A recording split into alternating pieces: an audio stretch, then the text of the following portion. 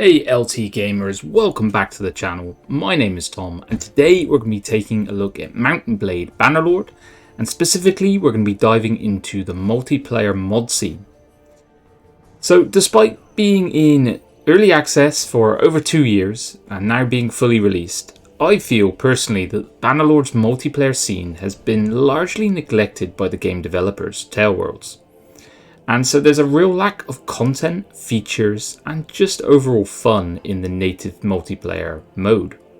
And this has left a lot of players disappointed and seeking alternatives. Enter the modding scene. So the mod scene for Bannerlord has been absolutely thriving lately. And something I've been playing a lot of is multiplayer mods. So we've got a host of talented modders creating amazing new content and features for the game in the multiplayer mode. So from new gameplay mechanics to enhanced graphics and animations, in single player it covers it all. But these multiplayer mods are breathing new life into the way you can play the game online and giving players the experiences they've been chasing after. So in this video we're going to make a top 5 list of multiplayer mods that you should check out and get excited for, download, jump in, and I will see you, hopefully, online. Let's go LT Gamers. And of course, if you enjoy this video, please consider supporting us by dropping a like, give us a comment on your thoughts and maybe what you're looking forward to in the multiplayer scene. And of course, if you're new here, consider subscribing and joining our journey. We're on the road to 5k. We should break it soon, guys, so jump aboard now. If the thought of fighting hordes of enemies alongside your fellow player sounds appealing to you, then you're going to want to check out Full Invasion 3, which is the multiplayer co-op PvE mod produced and developed by Wave 53 Studios. So in Full Invasion 3, you are working together with your fellow player to defend capture points against wave after wave of computer-controlled enemies. So they start at a low level, peasants, and then they subsequently get harder and harder. It's a lot of fun to play and there's a lot of variety, and it's not too demanding. You can jump in and out without too much hassle. So it's like native siege mode, but it does have a twist. So you have an entirely different and new progression system that tracks your progress through the skill masteries and class levels. So as you play with javelins and bows, you're going to upgrade those skills as you go and unlock higher and higher tiers of troops. So skill masteries work like proficiencies in single player. So using that skill gives you experience for that skill's mastery and unlocks better equipment required to unlock the higher tiers. This one is obviously a follow-on from Full Invasion 2, which was a Mount and Blade mod, and I suspect it's going to get a lot of attention as it grows. So they're going to bring in different eras like they did in the previous game mod. So it will be Napoleonic line infantry, Teutonic knights, Urukai, you name it, they're going to probably be and make an appearance in Full Invasion 3. Check this one out. I think it's a really fun mod. It's probably my favorite go-to mod right now for multiplayer Bannerlord.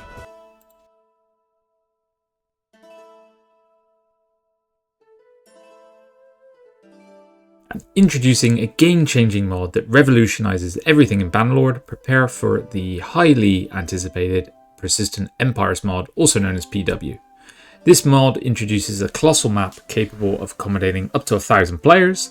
You can explore and conquer diverse landscapes, including castles, villages, and towns.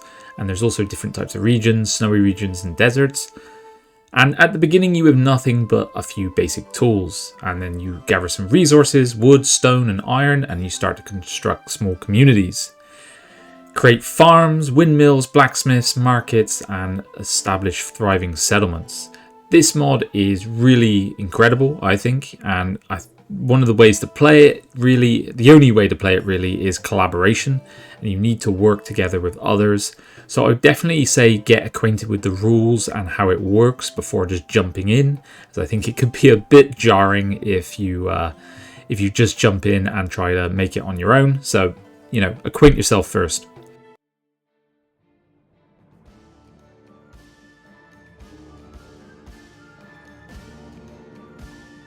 Are you ready to travel back in time and experience the intensity of the French Revolution, the Revolutionary Wars, and the Napoleonic Wars?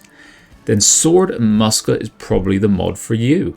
Sword and Musket is a developing single-player and multiplayer mod for Mount and Blade Bannerlord, and it's set in a historical period that not typically associated with Bannerlord, but it's going to have a strong focus on the multiplayer aspect first, and that is the first bit that's going to be released. It's currently in alpha, and you can sign up to play online in different battles. However, it's not widely available yet, so I thought I'd flag this one for your attention early so you guys can follow along with the updates, as I believe it's looking like something's going to be delivered this year, and the first part they're going to deliver is the multiplayer aspect. Hence its inclusion into this list. So one to keep an eye on, and something a bit different for the Bannerlord fans to dig into.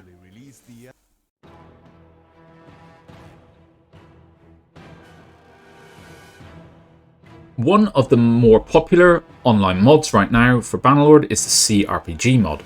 This also stems from a mod that was part of Warband. So it's going to extend the multiplayer experience with this RPG-like leveling system, and it's going to be persistent as well. So you're going to have persistent character stats, and you're going to be able to customize your characters by assigning points to attributes, skills, and weapons as you level up. And so this is going to allow you to specialize in a specific class or make a hybrid build and go for a very unique gameplay experience. It also has a shop full of unique items which you can use to create this distinct look and build for yourself on the battlefield. And when you retire your character, you can pass on an heirloom, which is an improved item to the next generation that you create. There are some features which are part of the Warband version but are yet to be developed fully for Bannerlord Incarnation. That's going to be a marketplace where you can start to trade with other players, and a clan system, which is gonna be great because you'll be on the same side as your friends when you start a battle. You can have shared armory, treasury, messaging system, and so on and so forth. There's also a variety of game modes that you can play from, so there's a lot of spice in this. I really enjoy this mod. I haven't been able to play it as much as I would like, just due to time constraints, but I can see this one that I will come back to time and time again. Definitely check this one out. I made a video on it way back, and I think CRPG has really something to offer, a new look for the online Bannerlord experience.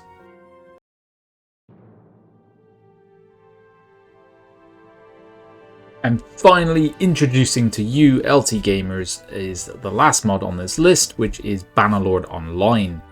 This is a multiplayer mod that offers more than just a typical multiplayer experience. It provides a complete sandbox experience that stays true to the original single-player game. With a fully synchronized global map, you can join battles and other events and move around the world while time doesn't stop. As you progress, you'll find allies, opponents who are real players and not scripted AI. So gone are the AI lords roaming the lands, and these are in fact just players now. So one of the unique features of Bannerlord Online is the interactive economy system. Players produce raw materials and deliver them to workshops, who in turn are finished into products like food, weapons, and armor. And these products are in demand by military units and assist in military campaigns. You can team up with other players, form caravans for more effective trading. So caravans are a fun and maybe safer way to make a profit. And of course, then we have the battles, and Bannerlord Online currently supports battles up to 100 by 100, and the limit's going to increase to 200 by 200 in the future. And almost all weapons from the original game are here, and you can fight in the arena, engage in real bloody battles. It's a hell of a lot of fun. One thing I would say about this is that it's probably not one to play completely solo, so it's good to kind of either play with a friend or join up with a clan fairly soon. I have read some reports of it being quite toxic, I haven't played long enough to really find that out, but it's one I'm planning to put some hours into coming up. So I will definitely make a bigger video on Bannerlord Online and see where it is currently at. So there we have it, LT Gamers 5 Mount and Blade Bannerlord multiplayer mods for you guys to dig into. I really enjoy these mods, and I'm looking to kind of build out some more features for the Mount and Blade Bannerlord series on our channel. So if there is a mod in particular you'd like me to dive a bit more into, for example Bannerlord Online, would love to make a series of different videos highlighting these to you guys, or something along those lines. Anyway, if you enjoyed the video, make sure to like, subscribe, and give us a comment below. Let me know which one is your favorite. And I'll see you guys on the next one. Bye bye now.